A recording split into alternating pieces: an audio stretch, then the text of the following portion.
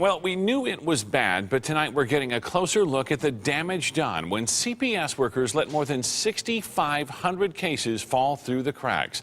Elizabeth Irwin has the new numbers to share. And Elizabeth, this latest revelation is really hard to hear. It is, Steve. Nearly 400 children have been removed from their homes so far, which essentially means their cases of abuse and neglect were legit all along and should have been investigated. Now, keep in mind that of the 6,500 cases that were ignored, less than 4,000 kids have actually been seen by an investigator. That means this number could grow even higher. Tonight, our state's trying something new to learn how to fix the problem.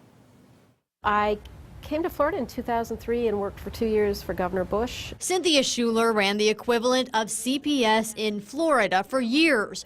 Why do we care about Florida? Because Florida was probably even worse off than Arizona was 10 years ago. And they really were able to turn the system around. Which is why Schuler was invited to speak in front of the Senate Health and Human Services Committee to share what she learned and what she suggests we do to fix our botched system. My first thought is that we need to clean up the backlog. We know CPS workers are behind on their cases, and Schuler says the way to fix it is to let those investigators do their current work so the backlog doesn't get even worse. Well, I think they could get their backlog done in 6 months. She's disgusted with how bad things have gotten in our state. I think it's sad that it's gone on this long without getting resolved. And says Governor Jan Brewer creating a new agency is just the first step. Arizona's going to have to commit to whatever they're doing and understand it's going to take a couple years to get it in place.